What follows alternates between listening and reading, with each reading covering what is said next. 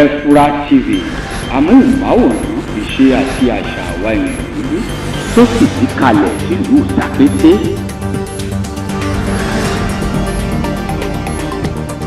Efura TV. Ẹ kú gbogbo ọjọ́ o, akíra wa lẹ́ẹ̀kan sí pé àtúndé bá a ṣe ń dé o. Ọ̀dẹ̀dẹ̀ ò dábí. Ẹ̀yin la máa bá o, bá a ṣe ń wá la máa bá yín láṣẹ Ìdùmarè. Àìní rí yín mọ́ kò ní ṣẹlẹ̀ láwùjọ wa. Ẹ máa rí mi, wọ́n sì máa rí yín. Mo kí wa lọ́kùnrin bẹ́ẹ̀ ni mo kí wa lóbìnrin pé ká kú ọjọ́ mẹ́ta o.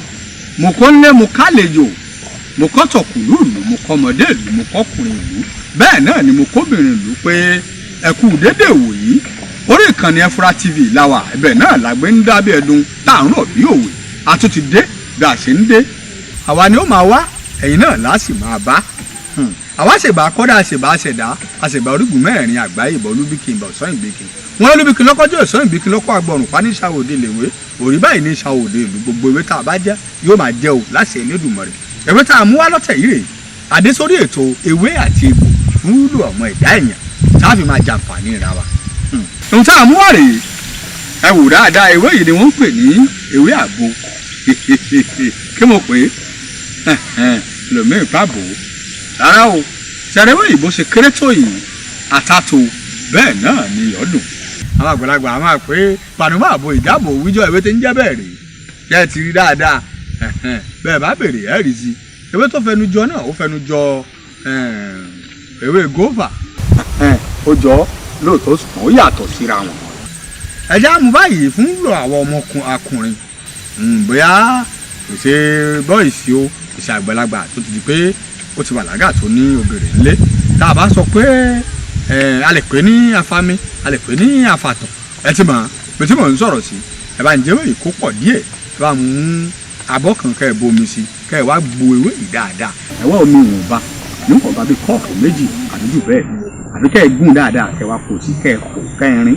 Báyìí bá ṣe tán ẹ ṣe ẹ fà ṣẹṣẹ o kẹ́ ẹ tó di pé ẹ fi nǹkan tí mo fẹ́ sọ yìí. Bẹ́ẹ̀ bá wá ṣe kẹ́ ẹ ṣe dáadáa sínú kọ́ọ̀pù kan àbí inú abọ́ kan. Kẹ́ wá fún ọsàn ìwẹ́ sínú abọ́ kan kẹ́ yọ ọmọ kúrò tàbí kẹ́ fún sí kẹ́ wá yọ ọmọ kúrò. Torí tá a fi sọ bẹ́ẹ̀ ni pé tẹ́ ẹ bá yọ ọmọ yìí kúrò tó bá wọnú ẹ̀ tẹ́ bá ti fún ọsàn ìwẹ́ yìí sí ẹsẹ̀kẹsẹ̀ ní ó ti bẹ̀rẹ̀ sí ní le yóò ti máa dì. Ẹ wá bẹ̀rẹ̀ sí ní pòpọ̀ ẹ máa fún dáadáa yóò wá dàbí ẹ̀kọ́ ẹ máa fún. Ẹ jẹ́ kọ́kùnrin yìí ó máa gbé mu ẹ lè lò lẹ́ẹ̀mejì àbẹ́ẹ̀mẹ́ta lọ́sẹ̀ pẹ̀lú ògo Ọlọ́run ẹ rí i pé nǹkan ọmọkùnrin yóò wà dáadáa. Ẹ ṣe ìlú lẹ́ni. Ẹlẹ́ẹ̀kejì ẹ̀jẹ̀ tó fún yín lélẹ̀ yìí ó wà fún aláboyún tẹ́ bá rí i pé ń rọbí lọ́wọ́ pé ẹ fẹ́ máa rún tàbí àpò ọmọ ẹ̀ kéré tó ṣe pé sọmọ náà bá yí wọ́n fẹ́ máa yí yóò máa ní lára inú ó máa rún bá rí i pé oṣù olóyún ti sún tínú sì ń rún tóṣù rẹ̀ sì ti tó bí.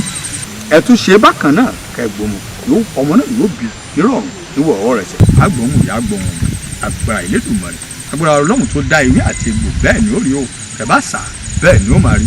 Ọ̀nà tá a máa ń lò sí pọ̀ ṣùgbọ́n èyí tí mo fún yín tí wọ́n ní ìjùlẹ̀ òun nù ewé ajá báramu láṣẹ Elédùmarè. Ẹjẹ́ fi ìtókù sí níjọ́ mẹ́jọ á pàdé mi àti ayọ̀ láti pàdé ire o.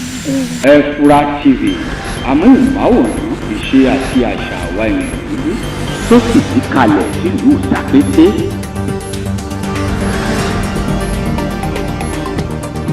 Efura TV.